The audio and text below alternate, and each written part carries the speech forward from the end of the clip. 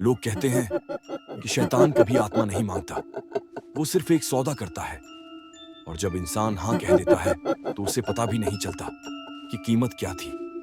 आरव बहुत थक चुका था, गरीबी से, नौकरी की ठोकरों से और उस दुनिया से जो हर रोज उसे याद दिलाती थी कि वो नाकाम है।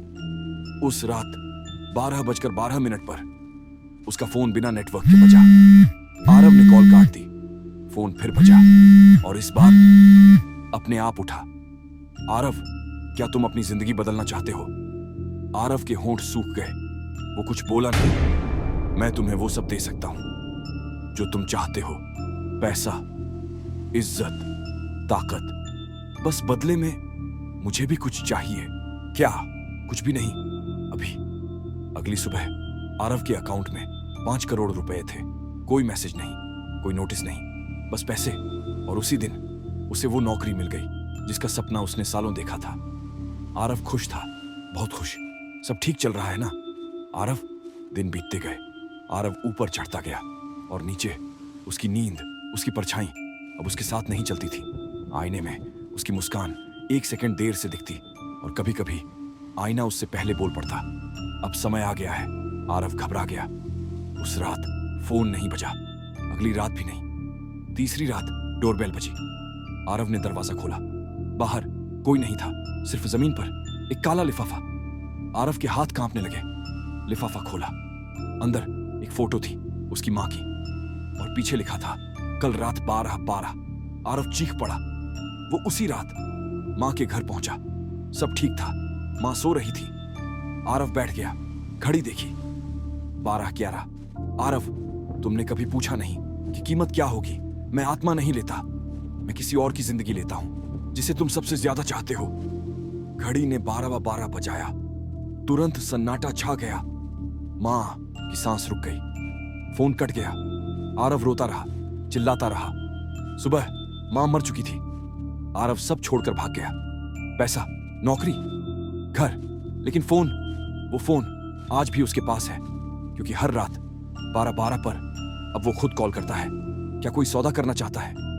आरव ने सोचा था मां की मौत के बाद सब खत्म हो जाएगा, लेकिन शैतान कभी कहानी खत्म नहीं करता।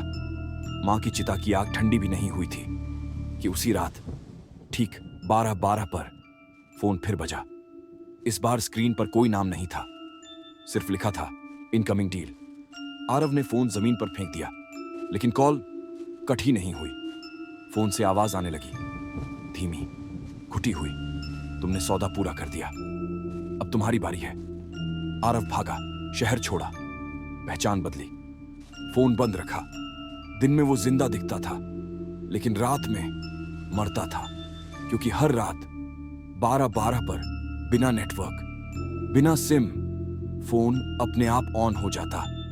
भागकर दिखाओ। धीरे धीरे आरव को चीजें दिखने लगी। सड़कों पर चलते लोग, बिना परछाई के, आईनों में अपने पीछे खड़े चेहरे, और सबसे डरावना खुद उसका चेहरा, जो अब वैसा नहीं रहा था। उसकी आंखें अब ज्यादा देर तक पलक नहीं झपकती थीं। एक रात उसने हिम्मत की। आरव ने फोन उठाया और पहली बार पूछा, तू चाहता क्या है? तुम, लेकिन पूरा नहीं। आरव की सांस अटक गई। हर सौदे के बाद इंसान थोड़ा थोड़ा मेरे जैसा बनता है, और अब तुम आखिरी पड़ाव पर हो।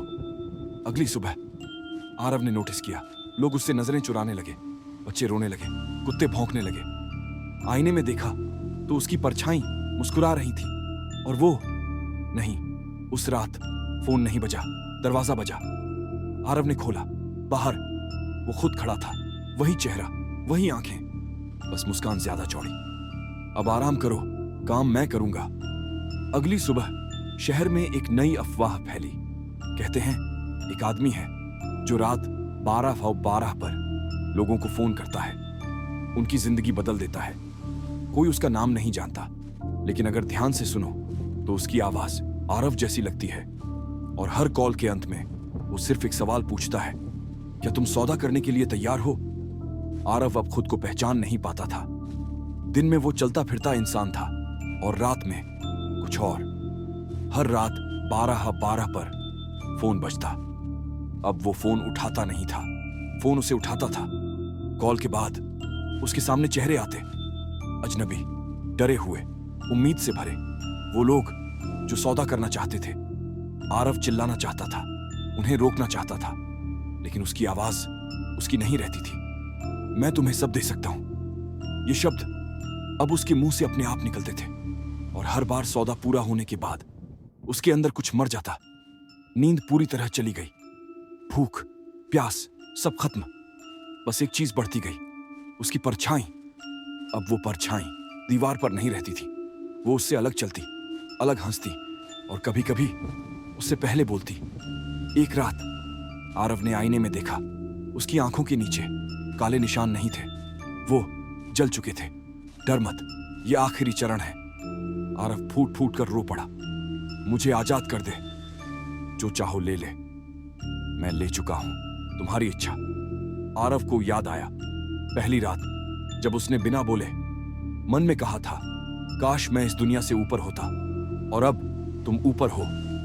अगली सुबह आरव का कमरा खाली मिला, कोई लाश नहीं, कोई सुसाइड नोट नहीं, बस टेबल पर रखा था एक फोन, चार्ज 100%, नेटवर्क नहीं, और स्क्रीन पर लिखा था, रेडी फॉर नेक्स्ट डील। कहते हैं वो फोन आज भी घूम रहा है, कभी किसी ट्रेन में, कभी किसी होटल में, कभी तुम्हारे बगल में। और अगर किसी रात पुआरा पर तुम्हारा फोन बिना वजह जाग जाए तो समझ लेना आरव अब अकेला नहीं है। कहानी यहां खत्म नहीं होती, क्योंकि शैतान कभी अंत नहीं देता, वो सिर्फ वारिस चुनता है। आरव अब कहीं नहीं था और हर जगह था। उसका नाम अब किसी कागज में नहीं मिलता, लेकिन उसकी आवाज हर रात सुनाई देती है 12-12 पर।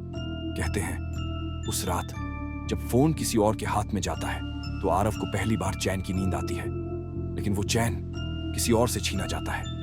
एक लड़का था तुम्हारी तरह, थका हुआ, उलझा हुआ, जिंदगी से नाराज। उसने भी सोचा था बस थोड़ी मदद मिल जाए।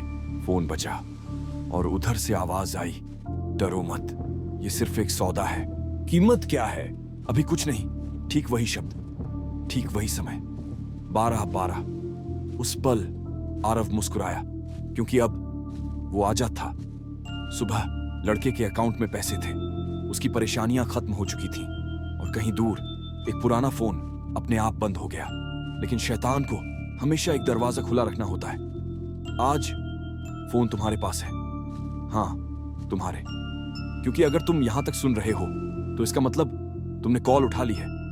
घड़ी देखो, अगर अभी 12-12 नहीं हुआ तो होने वाला है। और अब सवाल ये नहीं है कि तुम सौदा करोगे या नहीं, सवाल ये है कीमत कौन चुकाएगा।